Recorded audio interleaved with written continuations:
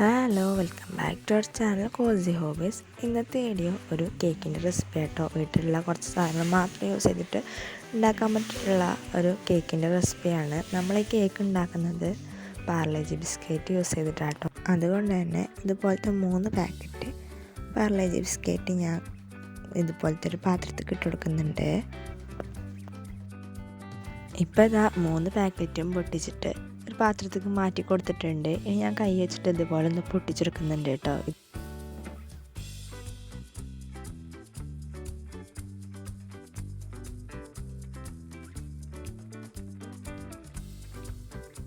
ഇനി അടുത്തതായിട്ട് നമുക്കിതൊക്കെ ഒന്ന് പൊടിച്ചെടുക്കണം. അതിനായിട്ട് തന്നെ ഞാനൊരു മിക്സിയുടെ ജാറിലേക്ക് ഇതൊക്കെ ഒന്ന് മാറ്റി കൊടുക്കുന്നുണ്ട്.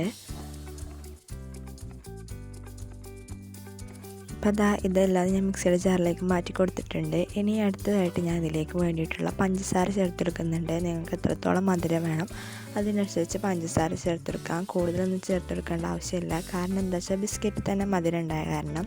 ഇനി നമുക്കിത് നന്നായിട്ടൊന്ന് പൊടിച്ചെടുത്തിട്ട് വരാം. ഇതാ നന്നായിട്ട് പൊടിച്ചെടുത്തിട്ടുണ്ട്. ഇനി ഞാൻ അരിപ്പ വെച്ചിട്ട് ഇതൊന്ന് അരിച്ചെടുക്കുന്നുണ്ട്.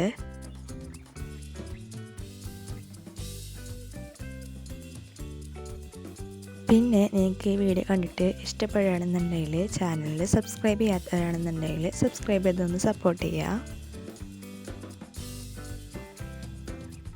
അപ്പോൾ അത് ഞാൻ നന്നായിട്ട് അടിച്ചെടുത്തിട്ടുണ്ട്. ഇനി അടുത്തായിട്ട് ഞാൻ കുറച്ച് ബേക്കിംഗ് സോഡ ആട്ടോ ഇതും കൂടി അടിച്ചിട്ട് നമ്മളുടെ പൊടിച്ച് വെച്ചിട്ടുള്ള ബിസ്ക്കറ്റിലേക്ക് ചേർത്തെടുക്കാം. ഇതിലേക്ക് ഞാൻ ബേക്കിംഗ് പൗഡർ ചേർത്തെടുക്കുന്നില്ല. ഇത് രണ്ടിലേതിലും ഒന്ന് ചേർത്താൽ മതി. ഇനി ഞാൻ ഇതൊക്കെ ഒന്ന് മിക്സ് ചെയ്ത് യോജിപ്പിച്ചെടുക്കുന്നുണ്ട് സ്പൂൺ വെച്ചിട്ട്. ഇനി ഞാൻ ഈ ഒരു കപ്പിൽ ഒരു കപ്പോളം പാലെടുത്തിട്ടുണ്ട്. ഇതിലേക്ക് കുറേശ്ശെ ചേർത്തിട്ട് ഒരു ബാറ്ററി രീതിയിലാക്കിയെടുക്കാം.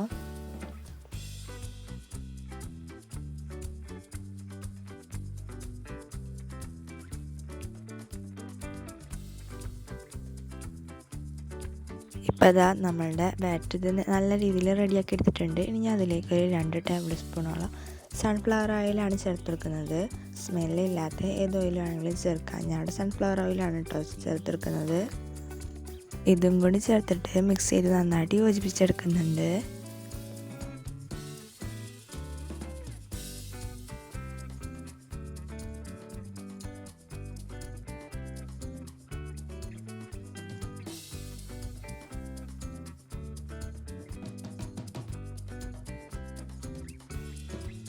ഇപ്പോൾ അത് നന്നായിട്ട് മിക്സ് ചെയ്ത് യോജിപ്പിച്ചെടുത്തിട്ടുണ്ട്. നമ്മളെ ബാറ്റർ ഇവിടെ റെഡി ആയിട്ടുണ്ട്. ഇനി ഞാൻ ഇതുപോലത്തെ ഒരു കുക്കർ എടുക്കുന്നുണ്ട്. ഞാൻ ഇവിടെ കുക്കറിലാണ് ഇത് ബേക്ക് ചെയ്തെടുക്കുന്നത്.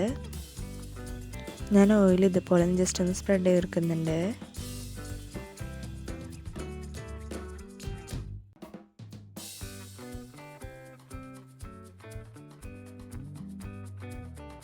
കൂടെ തന്നെ ഞാൻ പേപ്പർ ഇതുപോലെ ചെയ്തെടുക്കുന്നുണ്ട് കേട്ടോ. എണ്ണ മുകളിലാക്കിയതിന് ശേഷം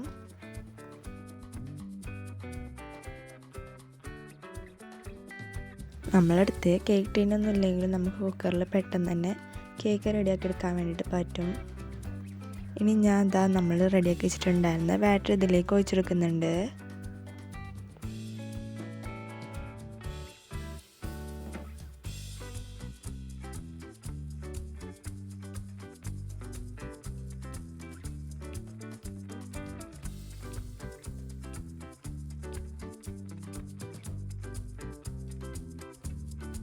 ഞാനിതാ ഒരു പഴയ പാന് ഇതുപോലെ ഗ്യാസുമ്മ ചൂടാൻ വേണ്ടിയിട്ട് വെച്ചിട്ടുണ്ട്. അപ്പോൾ ഈ പാൻ നന്നായിട്ട് ചൂടായിട്ടുണ്ട്. ഇനി ഞാൻ കുക്കർ ഇതിൻ്റെ മുകളിൽ വെച്ചെടുക്കുന്നുണ്ട്. പിന്നെ നമ്മളുടെ ഫ്ലെയിം നന്നായിട്ട് ലോ ആക്കിയിട്ട് വേണ്ട വെക്കാൻ വേണ്ടിയിട്ട്. ഇതൊരു 25-30 മിനിറ്റ് ഒക്കെ ആയപ്പോൾ തന്നെ നമ്മളിത് നന്നായിട്ട് കുക്കായി കിട്ടിയിട്ടുണ്ട്. ഇനി ഞാനിത് ഒരു പാത്രത്തിലേക്ക് മാറ്റി കൊടുക്കുന്നുണ്ട്. അപ്പോൾ നമ്മളുടെ കേക്ക് ഇവിടെ റെഡി ആയിട്ടുണ്ട്.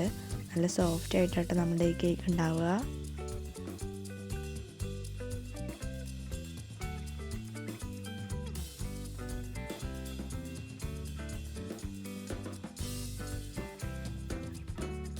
വീഡിയോയിൽ കണ്ടാൽ തന്നെ മനസ്സിലാവും ഈ കേക്ക് നല്ല സോഫ്റ്റാണ്.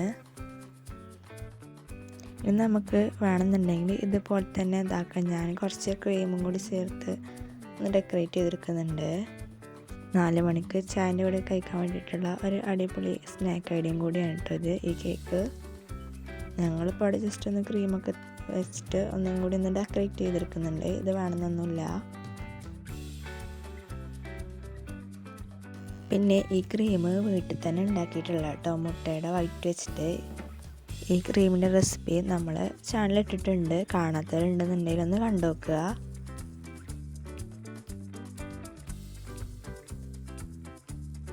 അപ്പം ഇത്രയുള്ള ഇന്നത്തെ വീഡിയോ ഇഷ്ടപ്പെട്ടാൽ ലൈക്ക് ചെയ്യാനും ഷെയർ ചെയ്യാനും സബ്സ്ക്രൈബ് ചെയ്യാത്തവരാണെന്നുണ്ടെങ്കിൽ സബ്സ്ക്രൈബ് ചെയ്തും കൂടി ഒന്ന് സപ്പോർട്ട് ചെയ്യുക. അപ്പം അടുത്ത വീഡിയോ ആയിട്ട് കാണാം. ബായ്.